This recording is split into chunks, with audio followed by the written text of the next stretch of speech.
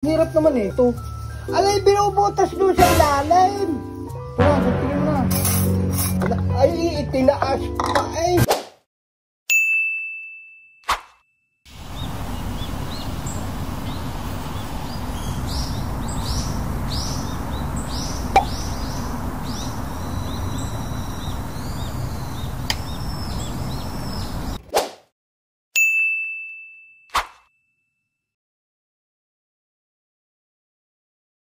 So what's up guys, so yun na nga, for today's video mag-upgrade tayo ng aming backyard.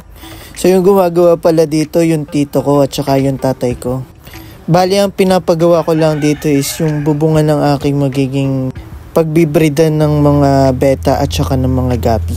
Wow! So yun na nga, lawak na ng palawak, padami na ng padami yung ating mga gapi at saka mga beta. Kaya naman naisipan namin yung mga pinagbentahan namin ng gapi at beta, ipagawa namin ng panibagong extension para mas maganda at syempre pagpapakain ng isda hindi nababasa tuwing umuulan.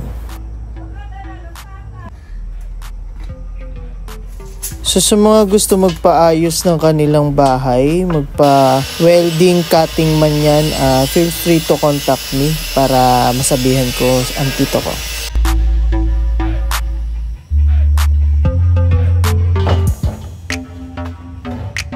Tapako natin.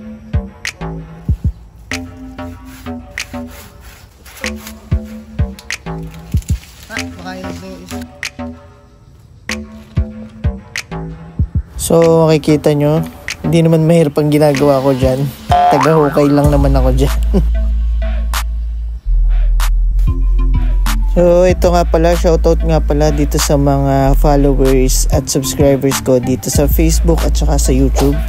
Hello sa inyo guys.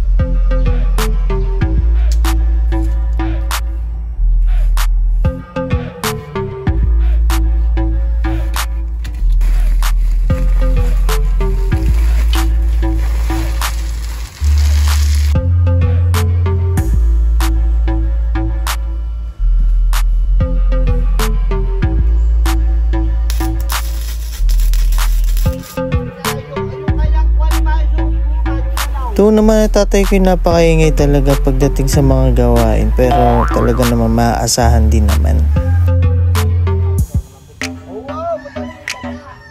Yan, dito sa aming bakura napakaraming rambutanan. Ginagawa ko na nga lang itong previous kapag may bumibili sa akin ng mga gapit beta. Sobra namang asim. Ito naman pag ikinapakain kay mangingiwi ang mukha. Sa mga bibili sa akin ng beta at gapi, pag humingi sila ng previous, ito ang ibibigay ko.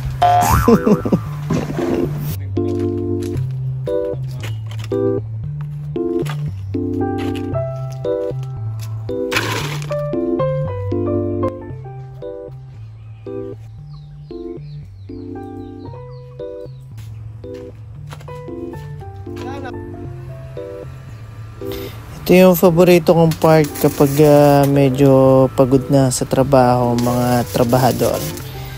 Ito yung merienda kasi nakakalibre ako. Wow!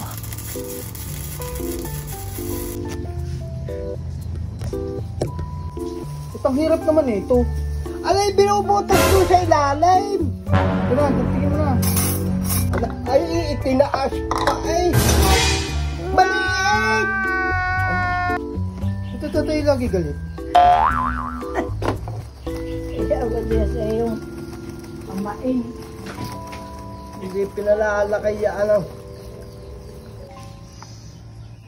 Lomi, Batangas. Sige.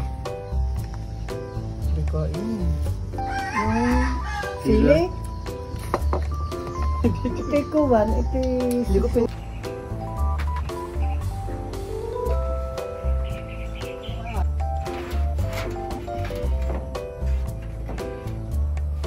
Mataas pala yung kawayan. Ganda na kita. Iyakin mo na yan. Ulan doon.